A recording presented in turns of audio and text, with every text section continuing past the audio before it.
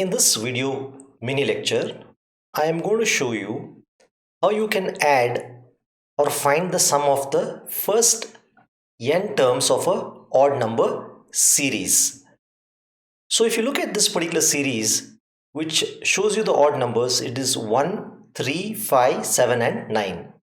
Here, n terms means 1 is the first term, 3 is the second term, 5 is the third term. So if I say I just require the sum of the first 3 terms, then I should just add 1, 3 and 5. So based on the number of terms, I should find the sum of such a series using a for loop. So in order to find the sum of such a series, what I am going to do here is I have declared a variable I which is 1. Okay, so initially I will be 1, I'll be adding 1 to I every time, so it becomes 3. Sorry, I'll be adding 2 to I every time, so it becomes 3, 5, 7 and so on. Sum is used to keep track of the sum of this particular series. N is used to indicate the number of terms. Okay, so if I say n is 30 terms, that means as long as the value of count is less than the value of n or less than 30, okay, or till it is 30, I am going to add it to the sum of this particular series. So the first step what I am doing is enter the number of odd terms you wish to find the sum for. So I am going to read it into a variable called as n. So n is going to give me the number of terms of this particular series. So what I'm going to do is I'm going to say for I starting from 1, all right, as long as the value of count is less than n, and I'm increasing the count by 1 every time, so that I am only being sure, or I'm being sure that I'm only adding the sum of the given number of terms specified by the user.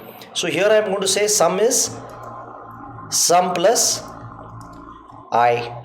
All right, so here sum is sum plus I, count is count plus 1. Then what I need to do is I need to increase the value of I by 2 every time, so that it goes to the next odd number. Now finally, when this loop is done, what I would be required to do is I would be required to print the value of the sum of the series. Sum of percentage d terms, percentage d odd series terms. So let's write the word odd series. Oops, so it's something didn't like it, so let's delete it. Printf sum of percentage d odd terms is percentage d. Okay, so I'll explain this program, just worry not if you're not getting a hang of everything. This is n and this is sum. All right, now what I'll do is I'll purposely make sum with an uninitialized value. Okay, so I want to show you if you don't initialize a value, what is going to happen. So first let me try to explain this particular program, then we'll go about it. Let's say the number of odd terms the user wants to find is, the value of n is, let's say 4. So I need to add 1 plus 3 plus 5 plus 7. So I am starting with the first odd number, which is 1. Count is 0. So 0 is less than the number of terms is 4. So it's going to add sum is sum plus I. I is going to be increased by 2.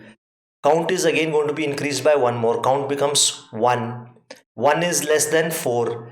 So this type it will keep doing till the value of count reaches 4. The minute it becomes 4, 4 is not less than 4, and it's going to print the sum of this particular series. But first I will show you this particular series with an error, so that you know if you fail to initialize sum with a proper value, what can potentially happen. So let's try to rebuild this particular project.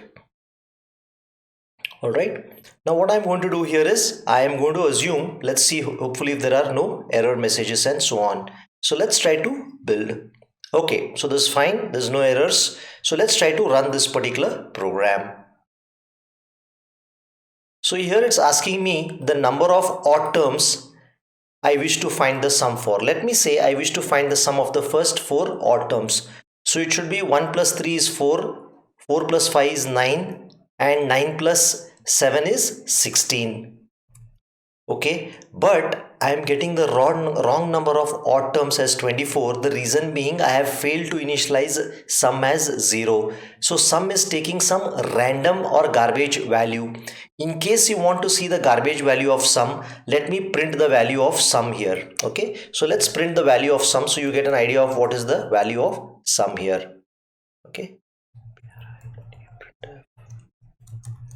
value sum is percentage d slash n and sum, sorry, percentage d slash n and sum. So now you will know the initial garbage value being taken by sum. All right, so this should give you a better idea now once we build and run it.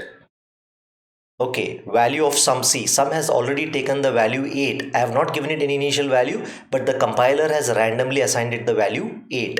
So even if I give the first 3 terms, it will be 1 plus 3 is 5.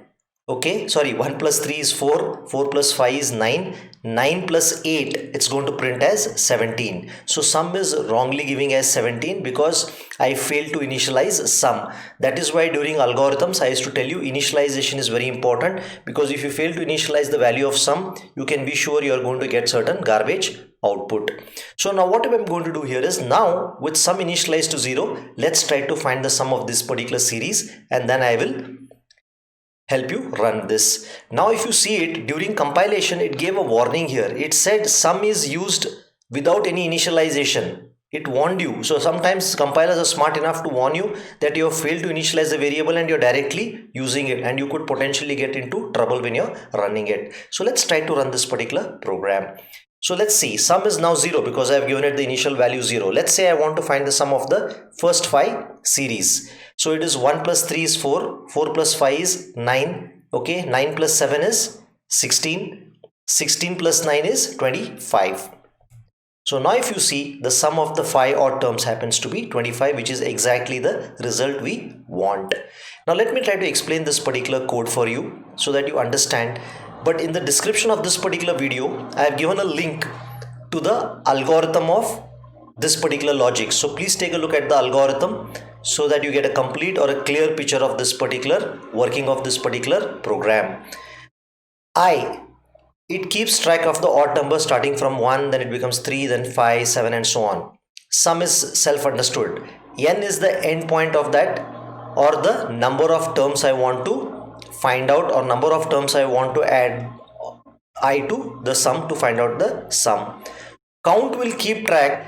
As I take the first value and of I and add it to sum, count will become 1. When I add the second value of I, count will become 2. This way count will keep increasing one by one till the value of count is equal to n. The minute count becomes equal to n, I am going to print the sum of odd series.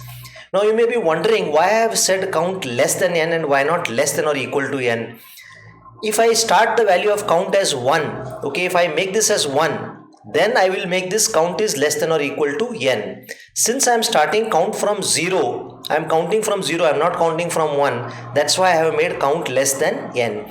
This is a very common misunderstanding with beginners. If you start from 0, you will always have count less than n. If you start from 1, count will be count less than or equal to n. So for every time what I am going to do is I is initially 1. So 0 plus 1, sum is 1. I becomes 3. Count becomes 1. Then I go back here. Sum is 1 plus 3. Sum becomes 4. Count now becomes next time 5. Count becomes 2. Okay. So then again I go back here. This process repeats, and finally when count becomes 4, then this condition fails and I am going to print the sum of the odd series.